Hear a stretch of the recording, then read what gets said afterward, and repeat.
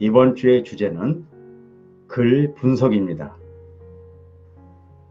글 분석이란 우리가 책을 볼 때 내가 중요하게 생각하는 것이 아니라 저자가 중요하게 생각하는 것을 찾을 수 있어야 하는데 이것을 도와주는 것이 글 분석입니다. 예를 들면 동일한 글이 있습니다. 그런데 이 글을 읽으면서 중요한 곳에 밑줄을 쳐보라고 그러면 서로 다르게 밑줄을 치는 경우가 있습니다. 이 앞에 사람은 똑같은 글을 보고 나서 중요한 것은 우리 독서 치료란 상처의 치료와 문제 해결의 주체가 되어 자아 통합에 도달하게 하는 것이다. 독서 치료를 통해서 자아를 통합할 수 있다는 것이죠.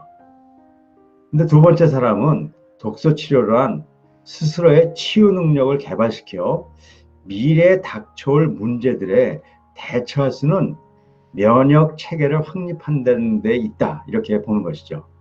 이 두 가지는 다 틀린 것이 아닙니다. 이 글 중에 들어와 있는 것이죠. 하지만 중요한 걸 서로 다르게 생각하고 있다는 것입니다.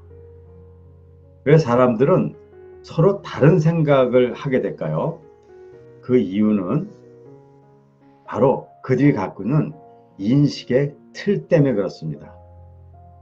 그래서 자기 나름대로 중요하다고 생각하는데 그것이 상대방과 다를 수 있는 것이죠. 학교에서 국어 시험을 보면 주제를 찾으려는 시험 문제가 나옵니다. 그래서 주제를 썼는데 틀리는 경우가 있죠. 왜 틀립니까? 나는 분명히 중요한 걸 찾았는데 왜 틀렸을까요? 바로 내가 중요한 것을 찾았기 때문에 그렇습니다. 글을 읽을 때는 내가 중요한 것이 아니라 글 쓴 사람이 중요한 걸 찾아야 되는데 내가 중요한 걸 찾게 되는 것이죠.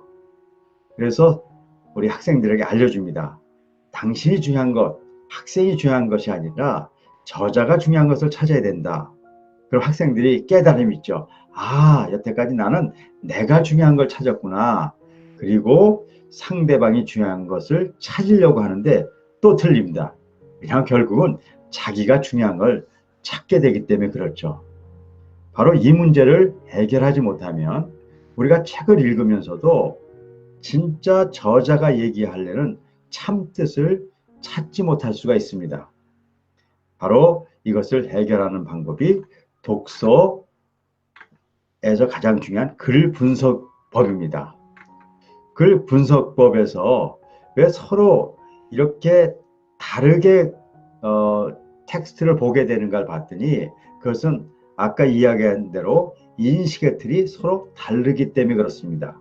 그걸 제가 앞에서도 설명드렸는데 색안경을 끼고 보면 우리가 볼 수 있는 그 책의 내용을 정확하게 볼 수 없다는 것이죠.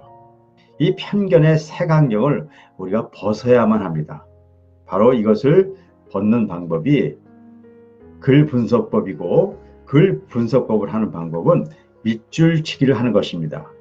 자기가 중요하다고 생각하는 것에 밑줄을 치고 그리고 정말 저자가 중요하다고 생각하는 것과 비교해 보면서 내가 갖고 있는 인식의 틀이 무엇인가를 찾아내는 방법입니다.